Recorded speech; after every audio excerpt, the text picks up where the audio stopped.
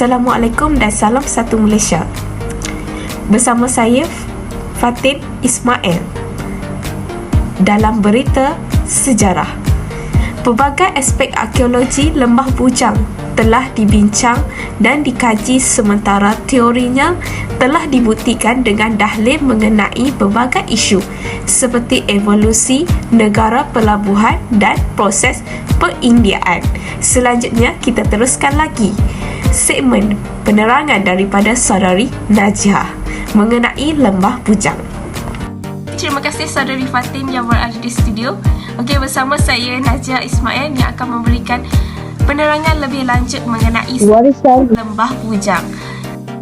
Lembah Bujang adalah merujuk kepada perkataan Sanskrit iaitu nama pangkal bujang atau bujangga yang bermaksud ular atau naga yang melambangkan kemakmuran sesuatu tempat.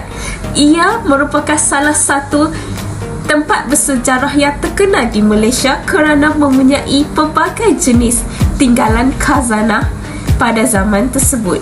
Manakala perkataan bujangga diambil berasal daripada perkataan asal iaitu pujangga yang membawa maksud kepada golongan cerdik, pandai ataupun Brahmin di dalam kasta Hindu.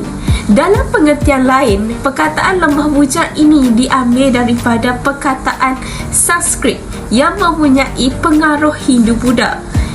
Kedudukan Lembah Bujang adalah merangkumi kawasan seluas 144 batu persegi dengan pembatasan Bukit Coras di bahagian utara, Sungai Muda di bahagian selatan, Selat Melaka di bahagian timur dan Lebuh Raya Utara Selatan di bahagian barat.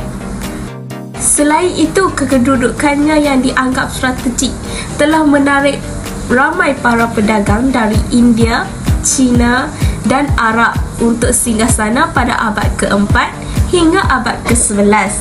Ia juga pernah dikaitkan dengan kerajaan Kedah Tua yang bermulanya pertempatan di situ. Keadaan di muka bumi Lembah Bujang sangat sesuai dijadikan pertempatan kerana mempunyai pantai dan tebing di sepanjang Sungai Merbuk yang mudah untuk dimuduki. Jalan air semula jadi di sepanjang Sungai Muda dan cerun bukit yang membolehkan para pedagang untuk berlindung. Ia juga terdapat kemudahan air yang menarik minat para pedagang untuk dijadikan Lembah Bujang itu adalah singgahsana. Pedagang yang wujud ketika itu ialah China dan India. Contoh perdagangan dari China akan menggunakan Sungai Merbuk sebagai jalan pintas untuk bertukar barang di pelabuhan kerajaan-kerajaan lain, terutama Langkasuka.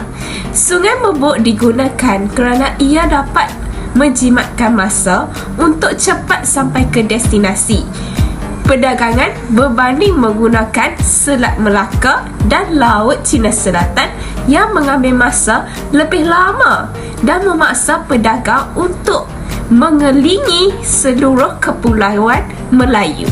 Ia juga dianggap sebagai tempat yang sesuai untuk dijadikan pelabuhan untuk bertukar dan menyimpan barang-barang.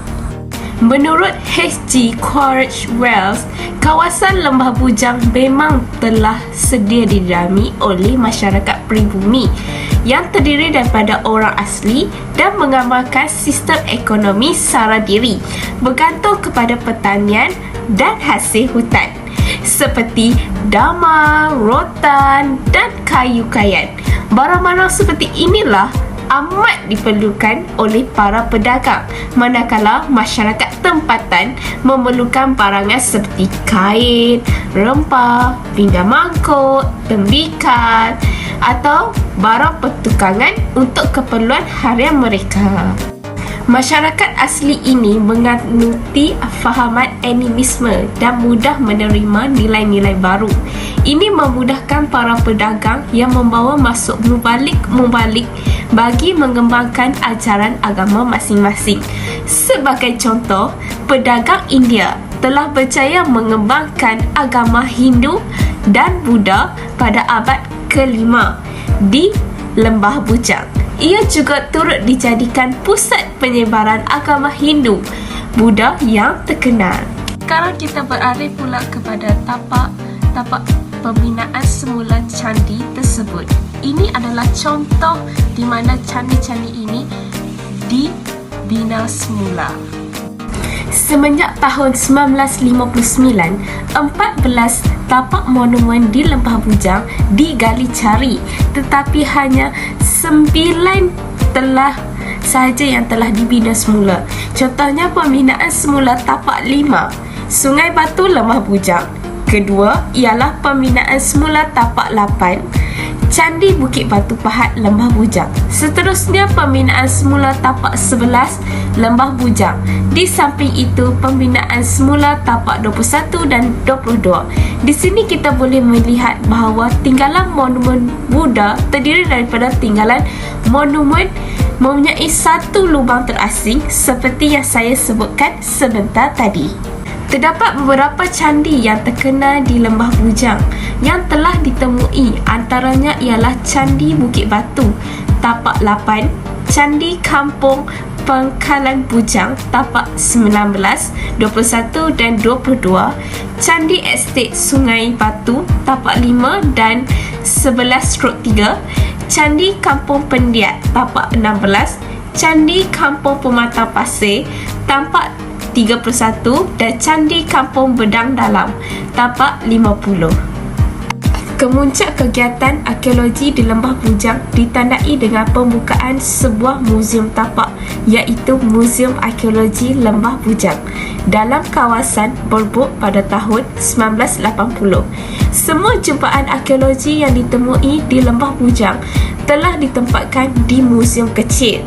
Terdapat 5 kategori arca batu, bersurat, seramik atau tembikar, manik dan kaca. Contohnya ialah 2 terakota arca Buddha duduk dan 1 terakota arca Bodhisattva. Arca Bodhisattva daripada terakota dan melambangkan seorang dewa Avalokitesvara dan dijumpai di tapak 21 dan 22. Ini membuatkan ia sukar dikenal pasti kerana saiz arca ini sangat kecil. Ia duduk dalam keadaan lalitasana di atas tahta berlapis padmasana, manakala tangannya kelihatan dalam cara Dhamma Cakra mudra serta sekutu bunga Padma tertutup kelihatan pada siku tangan kiri bahagian belakangnya menyerupai hampir bentuk buah badam. Arca ini berkemungkinan bertarikh kira-kira antara abad ke-10 dan ke-11. Arca Buddha duduk pada gambar di sebelah ini telah menunjukkan Buddha sedang duduk. Ia dijumpai pada tapak 21 dan 22. Ia ditemui bersama gambar arca ini. Arca ini timbul sedang duduk di atas singgasana, sementara bahagian belakang berbentuk semacam buah badam. Arca di sebelah saya ini menunjukkan bahawa muka hampir bulat, Yusnisa terlalu rendah dan ia berada dalam satu kedudukan bumi Parsa mudra. Letak kakinya dalam cara tradisi India Selatan, manakala kaki kanan berlipat terletak di atas kaki kiri dengan tapak kaki mungkin menghadap ke langit. Ia bertarikh antara abad ke-10 dan ke-11 juga. Sekarang kita beralih pula kepada batu bertulis yang berada di Lembah Bujang yang dijumpai di tapak 21 dan 22. Batu bata bertulis dijumpai di tapak 21 dan 22. Pertama tertulis dengan perkataan Tra. Ia adalah suku agama Buddha yang menunjukkan satu upacara agama tantrik dalam kepercayaan Buddha Mahayana. Ia adalah formula sihir. Sekarang kita beralih pula kepada bahagian manik-manik di Lembah Bujang. Ini adalah merupakan contoh manik-manik di Lembah Bujang. Manik yang terdapat di Lembah Bujang diperolehi daripada kerja-kerja gali cari dari tapak arkeologi kawasan Sungai Mas. Manik-manik diperbuat daripada kaca, akik merah atau batu jenis lain, terutama batu akik. Bentuk batik ini ialah bertopi, silinder, cincin, piramid, pelbagai faset muka. Di Lembah Bujang, terutama di Pengkalan Bujang, beberapa barangan kaca yang istimewa telah dijumpai. Barangan kaca itu seperti botol dipercayai berasal dari Timur Tengah. Terima kasih saudari Najihah. Penyelidikan arkeologi secara nyata menunjukkan bahawa Lembah Bujang telah diami manusia yang membuat perhubungan dengan India dari kira-kira abad 5 hingga 6 Masihi. Pada tempoh ini, agama Buddha berkembang pesat di sini. Amalan agama Buddha berterusan mengikut keadaan masyarakat setempat. Dengan ini, kita berjumpa lagi di sidang hari yang lain. Terima kasih.